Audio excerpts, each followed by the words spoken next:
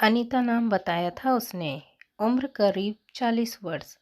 Simple sari, लंबी चोटी, चेहरे पर कोई मेकअप नहीं।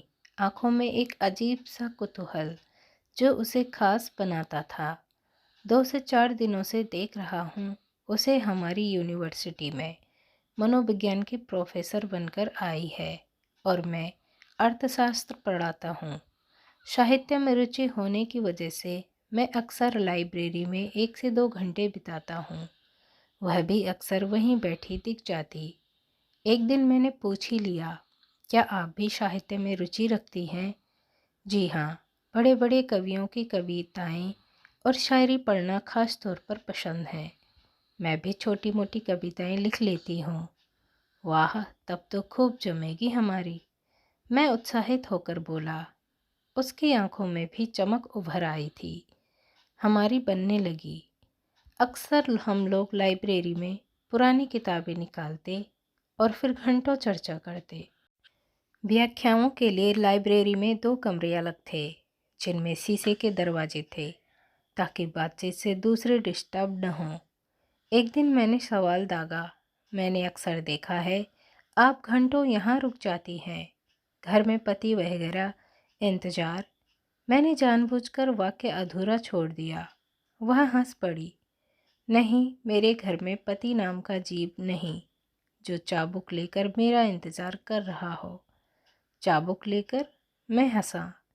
जी हाँ, पति चाबुक लेकर इंतज़ार करे या फूल लेकर, मेरे साथ ऐसा कुछ नहीं, क्योंकि मैं कुंवारी हूँ। कुंवारी? मैं चौंका और फिर कुर्सी उसके करीब खिसका ली। यानी आपने अब तक शादी नहीं की? मगर क्यों? कभी पढ़ने का जुनून रहा तो कभी पढ़ाने का। शायद एक वजह यह भी है कि आप जैसा कायदे का सख्त मुझे मिला ही नहीं, तो क्या मैं आपको मिलता और प्रपोज करता तो आप मुझसे शादी कर लेती? मैंने शरारती लहजे में कहा। सोचती तो ज़रूर, उसने भी आंखें नचाते हुए कहा। वैसे आपको बता दूं, घर में मेरा भी कोई इंतज़ार करने वाली नहीं। क्या आप भी कुंवारे हैं? कुंवारा तो नहीं, पर अकेला ज़रूर हूँ। बेबी शादी के 2 साल बाद ही एक दुर्घटना में। Oh sorry. तो आपने दूसरी शादी क्यों नहीं की? कोई बच्चा है? हाँ, बेटा है, बेंगलुरु में पढ़ रहा है। अभी तक बीबी को नहीं भूल पाया हूँ। कहते हुए मैं उठ खड़ा हुआ। मेरी क्लास का समय हो रहा है, चलता हूँ, कह मैं चला आया। उस पल अपनी बीबी का ख्याल मुझे उद्वेलित कर गया था। मैं स्वयं को संभाल नहीं पाया था, इसलिए चला आया। मेरी संवेदनशीलता को उसने भी महसूस किया था। अगले दिन वह स्वयं ही मुझसे बात करने आ गई। बोली, आई एम सॉरी, आप वाइफ की बात करते हुए काफ़ी इमोशनल हो गए थे। हाँ, दरअसल मैं उससे बहुत प्यार करता था। उसके बाद बेटे को भी मैंने ही संभाला। आज वह भी मुझसे दूर है तो थोड़ा दिल भर आया था। मैं समझ सकती हूँ। वैसे मुझे लग रहा है कि आप संवेदनशील होने के साथ साथ बहुत प्यारे इंसान भी हैं। मुझे इस तरह के लोग बहुत पसंद हैं। ओके, तो आप मुझे लाइक करने लगी है। उसकी बात का रुख अपनी फेवर में करने का प्रयास करते हुए मैं हंस पड़ा। वह कुछ बोली नहीं, बस नज़रों से स्वीकृति देती हुई मुस्कुरा दी। माहौल में रोमानियत सी छा गई। मैंने धीरे से उसका हाथ अपने हाथों में ले लिया और फिर दोनों बहुत देर तक बातें करते रहे। समान रुचि और एक जैसे हालात होने के साथ साथ एक दूसरे को पसंद करने की वजह से हम अब अक्सर खाली समय साथ ही बिताने लगे थे। मैं अक्सर उसके ख्यालों में गुम रहने लगा, ना चाहते हुए भी लाइब्रेरी के चक्कर लगाता। 44 साल की उम्र में आशिकों जैसी अपनी हालत और हरकतें देखकर मुझे हंसी भी आती और मन में एक महका सा एहसास भी जगता। कई महीने इसी तरह बीत गए। वक्त के साथ हम एक दूसरे के काफ़ी करीब आ गए थे। वह मुझे अच्छी तरह समझने लगी थी पर मैं अक्सर सोचता कि क्या मैं भी उसे समझ पाया हूँ। जब मैं उसके पास नहीं होता तो अक्सर उसे गुमसुम बैठा देखता, जबकि मैं उसे सदा मुस्कुराता देखना चाहता था। एक दिन मैंने उससे कह ही दिया, अनीता, क्या तुम्हें नहीं लगता कि अब हमें शादी कर लेनी चाहिए? तुम कहो तो तुम्हारे माता पिता से मिलने आ जाऊं। सुनकर वह एकटक मुझे देखने लगी। उसके चेहरे पर एक पल को उदासीनता सी फैल गई। मुझे डर लगा कि कहीं वह मेरा प्रस्ताव अस्वीकार न कर दे, पर अगले ही पल वह मुस्कुराती हुई बोली, दरअसल मेरे पापा तो बिजनेस के सिलसिले में विदेश गए हुए हैं। मम्मी अकेली मिलकर क्या करेगी? ऐसा करते हैं, कुछ दिन रुक जाते हैं, फिर तुम मेरे घर आ जाना। मुझे क्या ऐतराज़ हो सकता था, अतः महज स्वीकृति दे दी। उस दिन वह काफ़ी देर तक मुझे अपने घर वालों के बारे में बताती रही। मैं आंखों में आंखें डाल उसकी बातें सुनता रहा। वह अपने पापा के काफ़ी करीब थी। कहने लगी, मेरे पापा मुझ पर जान छिड़कते हैं। यदि मेरी आंखों में नमी भी नजर आ जाए तो वे अपने सारे काम छोड़कर मुझे मनाने और खुश करने में लग जाते हैं। जब तक मैं हंस न दूं, उन्हें चैन नहीं मिलता।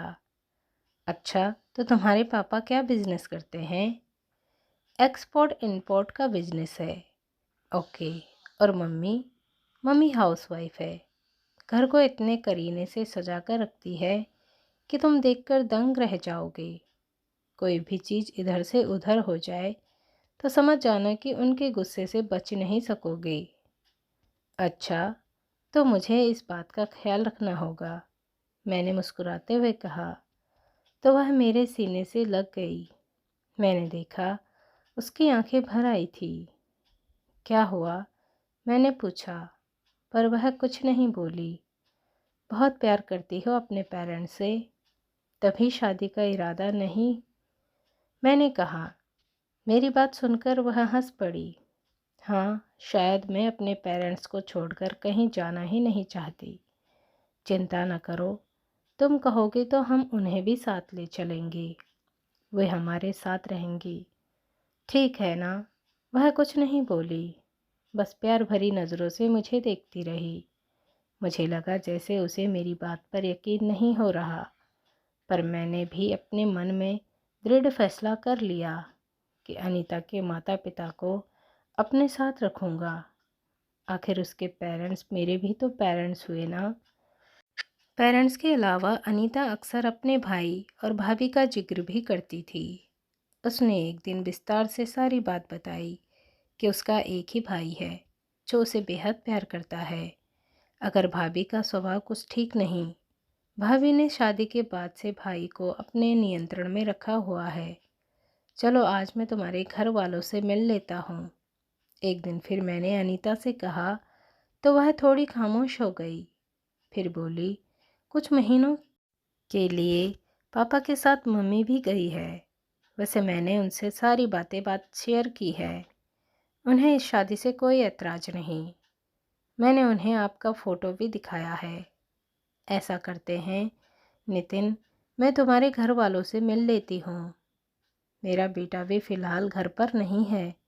मैंने कहा, यह तो बड़ी मुश्किल है, पर देखो मियाँ बीबी राजी तो क्या करेगा काजी।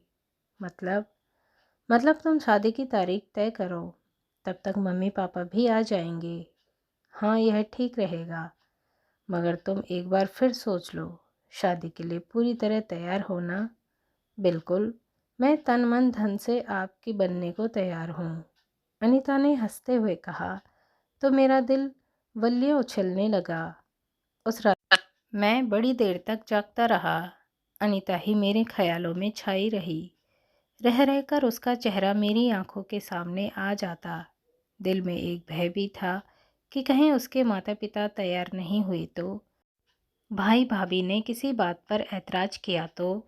मगर अनीता की संयम रहित हाँ ने मैंने ही हिम्मत बढ़ाई थी। मैंने ठीक 12 बजे अनीता को फ़ोन किया। अगले महीने की पहली तारीख को हम सदा के लिए एक हो जाएंगे। कैसा रहेगा? बहुत अच्छा। तुम यह डेट फाइनल कर लो। मगर तुम्हारे मम्मी पापा और भाई, वे लोग पहुंच जाएंगे ना? मैंने उन्हें अभी बता देती हूँ, खुशी से चहकती हुई अनीता ने कहा। तो मेरी सारी शंकाएं दूर हो गई। अगले ही दिन मैंने अपने खास लोगों को शादी की सूचना दे दी। बेटे से तो यह बात बहुत पहले ही शेयर कर ली थी। वह बहुत खुश था। हमने तय किया कि कोर्ट मैरिज करके रिश्तेदारों को पार्टी दे देंगे। धीरे धीरे समय गुजरता गया। शादी का दिन करीब आ गया। यूनिवर्सिटी में भी सबको इसकी सूचना मिल चुकी थी। हमारे रिश्ते से सब खुश थे। शादी से एक सप्ताह पहले जब मैंने अनीता से उसके घर वालों के बारे में पूछा, तो वह बोली कि सब आ जाएंगे। मैंने अपनी सहमति दे दी। शादी का दिन भी आ गया। मेरा बेटा 4 दिन पहले आ चुका था। हम घर से सीधे कोर्ट जाने वाले थे। इसी पार्टी में मेरे और अनीता के सभी परिचितों और रिश्तेदारों को मिलना था। वैसे मेरे बहुत ज़्यादा रिश्तेदार शहर में नहीं थे और शहर से बाहर के रिश्तेदारों को मैंने बुलाया नहीं था। अनीता ने अपने रिश्तेदारों के बारे में कुछ ज़्यादा नहीं बताया था। ठीक 11 बजे हमें कोर्ट पहुंचना था। मैं 10 बजे ही पहुंच गया। 11 बज गए पर अनीता नहीं आई। फ़ोन किया तो फ़ोन व्यस्त मिला। मैं बेचैनी से उसका इंतज़ार करने लगा। करीब 12 बजे अनीता अपनी 2 से 3 महिला मित्रों के साथ आई। एक वृद्ध आंटी और उनका बेटा भी था। अनीता को अलग ले जाकर उसके घर वालों के बारे में पूछने लगा। वह थोड़ी घबराई हुई सी थी। बोली, मम्मी पापा और भाई सब एक साथ आ रहे हैं। ट्रेन लेट हो गई है। अब वे टैक्सी करके आएंगे। चलो फिर हम उनका इंतज़ार कर लेते हैं, मैंने कहा। तो वह खामोशी से बैठ गई। करीब 1 घंटा और गुजर गया। इस बीच अनीता ने 2 से 3 बार अपने घर वालों से बात की। वे रास्ते में ही थे। नितिन, अभी मम्मी पापा को आने में 2 से 3 घंटे और लग जाएंगे। मैंने स्थिति को गंभीरता समझते हुए उसकी बात शहर से स्वीकार कर ली। हमने कागजी कार्रवाई पूरी कर ली। एक दूसरे को वरमाला पहनाकर पति पत्नी बन गए। पर मन में कसक रह गई कि अनीता के घर वाले नहीं पहुंच पाए। अनीता भी बेचैन सी थी। 2 घंटे बीत गए। मैंने अनीता की तरफ प्रश्नवाचक नज़रों से देखा तो वह फिर फ़ोन मिलाने लगी। अचानक मैंने देखा बात करते करते वह रो आसी सी हो गई। मैं दौड़कर उसके पास गया। हो क्या हुआ अनीता, सब ठीक तो है ना? नहीं, कुछ भी ठीक नहीं, वह परेशान स्वर में बोली। मेरे मम्मी पापा का एक्सीडेंट हो गया है। वे जिस टैक्सी से आ रहे थे वह किसी गाड़ी से टकरा गई। भाई है उनके पास, वह उन्हें अस्पताल ले गया। मैं अस्पताल होकर आती हूँ। नहीं रुको, मैं भी चल रहा हूँ, मैंने कहा। तो वह एकदम असहज होती हुई बोली, अरे नहीं नितिन, आप मेहमानों को संभालो, मैं अकेली चली जाऊंगी। सब कुछ अकेले हैंडल करने की आदत है मुझे। आदत है तो अच्छी बात है अनीता, पर अब मैं चलूँगा तुम्हारे साथ। मेहमानों को विजय देख लेगा। बेटा जरा गाड़ी निकालना, हम अभी आते हैं, मैंने कहा और बेटे को सारी जिम्मेदारी सौंप दी। अनीता के साथ निकल पड़ा। रास्ते में अनीता बहुत गुमसुम और परेशान थी। मैं उसकी स्थिति समझ रहा था। अनीता एक्सीडेंट नोएडा में हुआ है। अब बताओ कि उन्हें किस अस्पताल में दाखिल कराया गया है। हम नोएडा पहुंचने वाले हैं, गाड़ी चलाते हुए मैंने पूछा। तो वह कुछ देर खामोश सी मुझे देखती रही। फिर धीरे से बोली, सिटी अस्पताल में। मैंने तेजी से गाड़ी सिटी अस्पताल की तरफ मोड़ दी। अनीता फ़ोन करके पूछो कि अब उनकी तबीयत कैसी है, चोट कहाँ कहाँ लगी है, कोई सीरियस बात तो नहीं। और हाँ, यह भी पूछो कि उन्हें किस वार्ड में रखा गया है। मेरी बात सुनकर भी वह खामोश रही। उसे परेशान देख मुझे भी बहुत दुख हो रहा था, अतः मैं भी खामोश हो गया। गाड़ी अस्पताल तक पहुंच गई तो मैंने फिर वही बात दोहराई, अनीता प्लीज़ अपने भाई से पूछो कि वे किस वार्ड में हैं।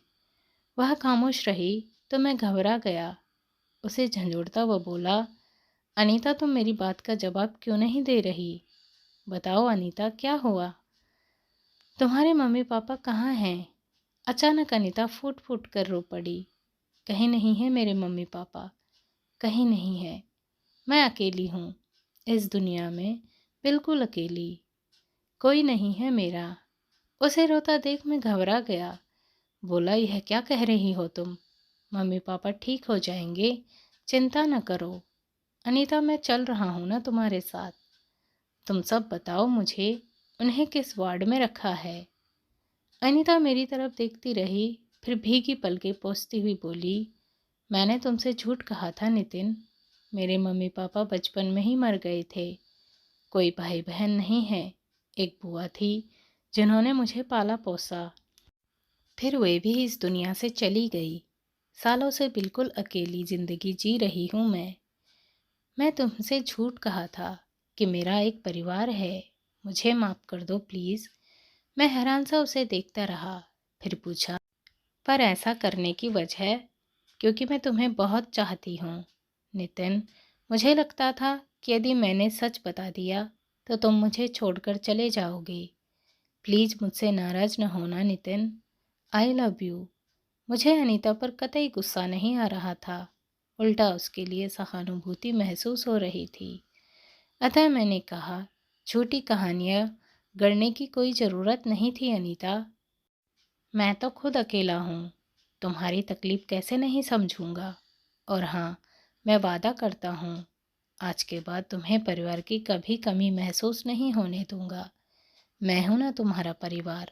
हम दोनों अकेले हैं, मिल जाएंगे तो खुद परिवार बन जाएगा। अनीता के चेहरे पर विश्वास की लकीरें खिंचाई थी। उसने सुकून के साथ अपना सिर मेरे सीने पर टिका दिया। मैंने गाड़ी डॉक्टर संदीप के क्लिनिक की तरफ मोड़ ली। वे मेरे सहपाठी और जाने माने मनोचिकित्सक हैं। यदि ज़रूरत महसूस हुई तो वे अनीता की काउंसलिंग कर उसे नई जिंदगी की बेहतर शुरुआत के लिए पूरी तरह तैयार कर देंगे। अनीता अब मेरा साथ पाकर धीरे धीरे ठीक होने लगी थी और फिर मैंने और अनीता ने अपने नई ज़िंदगी की शुरुआत की और अब हम दोनों हंसी खुशी के साथ एक साथ रहने लगे। दोस्तों, कहानी को लाइक शेयर करना ना भूलें, चैनल को सब्सक्राइब करें। मिलते हैं अगली कहानी में, तब तक के लिए धन्यवाद। Thanks for watching.